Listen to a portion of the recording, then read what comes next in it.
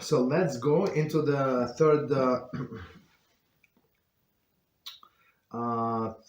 principle. So it's grinding that. Grinding that should be done prior to Yom Tov. Right? It's a principle scenario, right?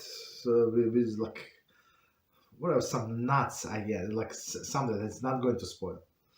Right? It was previously stated that Melachah that can be performed before Yom Tov without adversely affecting the final product may not be performed on Yom Tov.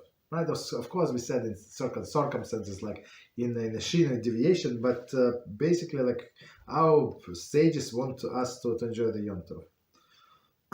This halacha has the following application with respect to grinding. Okay, with respect to grinding. So what is it?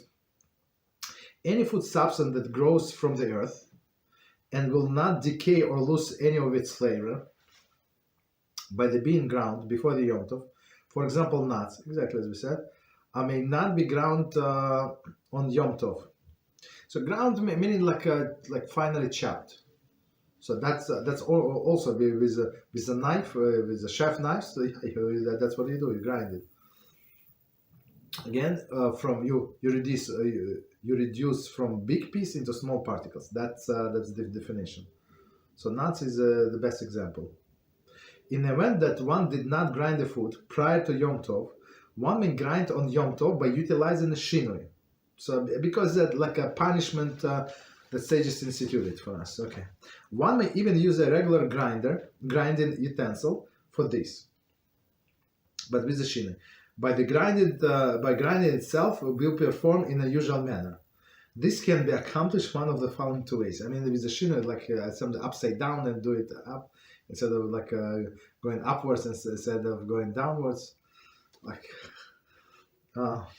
by inverting number one, by inverting a utensil from the usual position, for example, holding the grater upside down. Of course, it's possible, but it's very inconvenient. But it would be like. It should be like a reminder for the next holiday not to do it, or for last two holidays, let's say last 2 days of the holiday, don't do it. Okay, number two, grinding the food onto the tablecloth or the countertop, not into the plate or bowl, is as usual manner. So of course, I mean, if your countertop is so like precisely clean that you can grind the food in there. I mean, we never put the food on a countertop. Like, I don't know, like apples or some bananas, yes. But the food that we're going to eat, I mean, we always put like some like the board, like something, but never like especially ground, never on the countertop. I don't know. So here the second way is on the tablecloth. So I guess something that is not going to soil this tablecloth or on a grinder or on a countertop.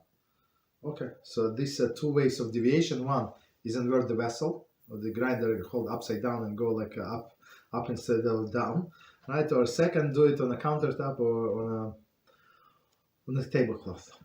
A common application of this halacha is preparing charoses for Pesach Seder. So I said like,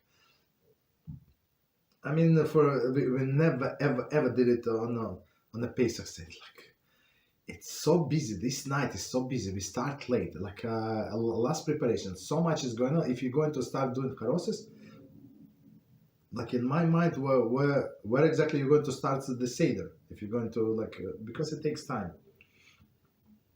So, but let's see. A common application of this halacha is preparing charoses for the Pesach Seder. One of the ingredients of charoses are ground nuts. Okay. So as we said, there is a wine, there is an apple, but at least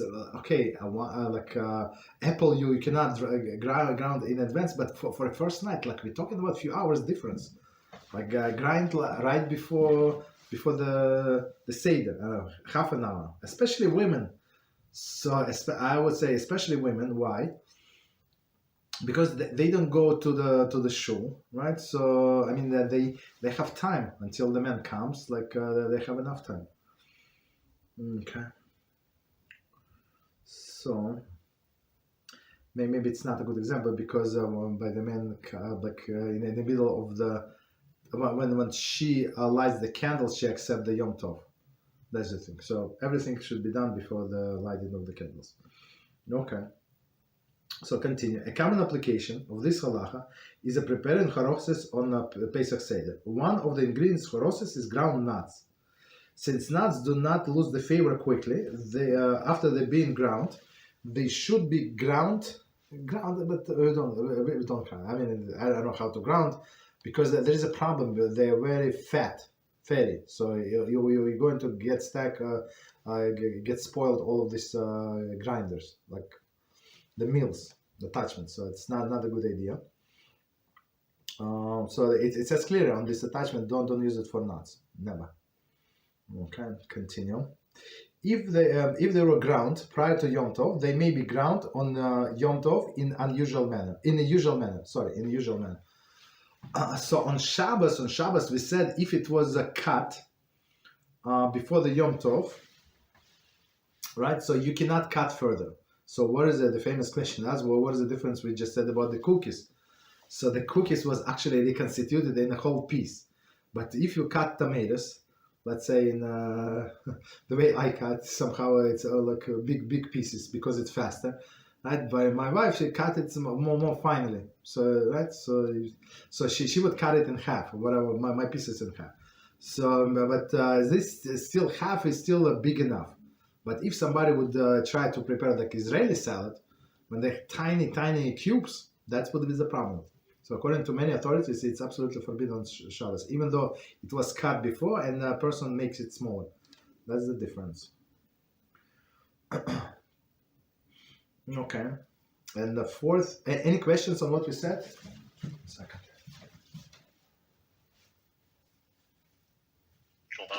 Yes, go ahead, please. We have 2 questions on the board. Okay. Regarding to. So our friend says, Shalom Aleichem, Rabbi, thank you very much for the Shiur. Question. These days, for most eggs in the store, we aren't obligated to check for the blood because the hens are isolated from the rooster. Mm-hmm. But back in the day, when chickens were free range, and we needed to verify that there was no live blood in each egg, how did people make boiled eggs? Boiled eggs, yeah. So that's a good thing. So we actually, when we boil eggs, we boil three in a time. Okay, so we boil three in a time, so it would be majority. So like, so even though we found several times, I mean, more than several times, blood in the eggs, right? Especially as I said before, if you buy this organic chicken cage free, even though there is no rooster, that's not good. I mean, it's maybe tasty, maybe this, maybe that, but for a simple Jew, it's not good because many times there is blood in there, right? Which is not good for us. And in regular eggs, when you boil eggs, so you open, after like first you boil 3 eggs. Because you don't want to make your pot or whatever this vessel, whatever you boil, not kosher. Why? Because most likely, if there is a blood, it's going to be only in one egg, right? And this means what? That majority is a 2 to 1. So that's a biblical majority. So our rabbi says majority is 1 to 60, right? It's rabbinical law, but biblical is majority, meaning 51%.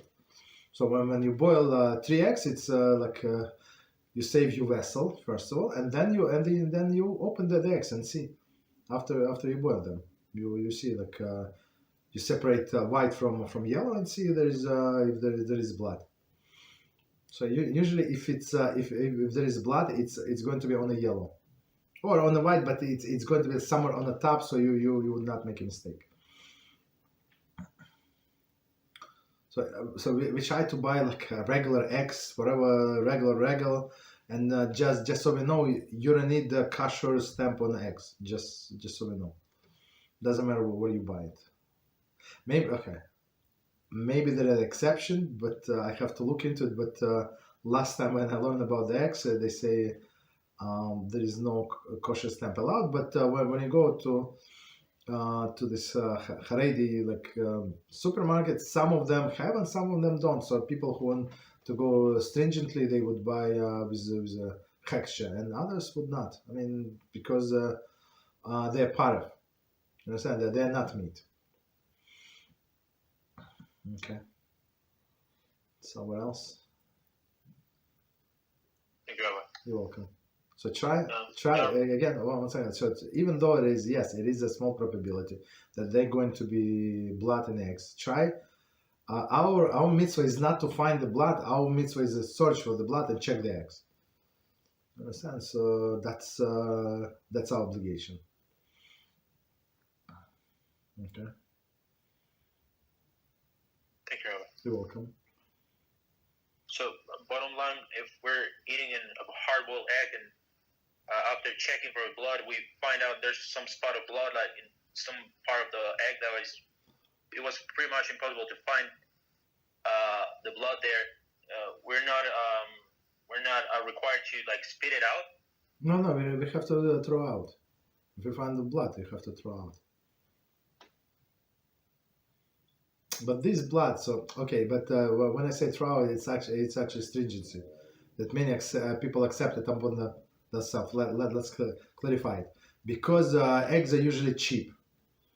So and people would not. And today they went up the price like a double. Where I live, with double, even more than double. Okay, it's which is crazy, right? But in olden days it was very, very cheap, right? And people do not care about losing an egg.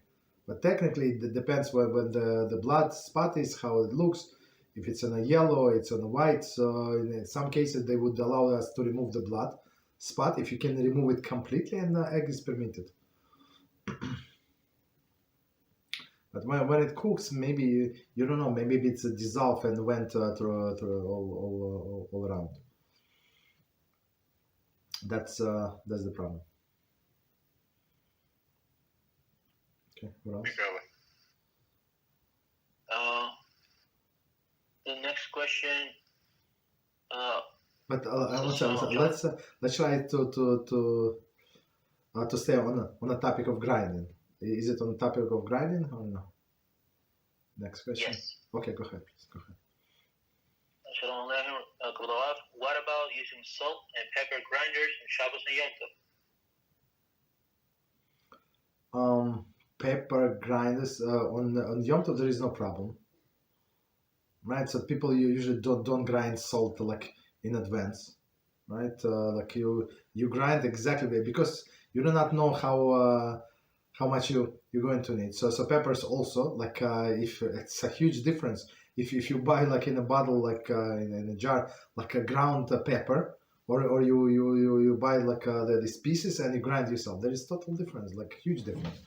When you grind yourself, it smells good and it's fresh. It's unbelievable. So that's actually in a category when you would be allowed to grind a regular way. And same as salt.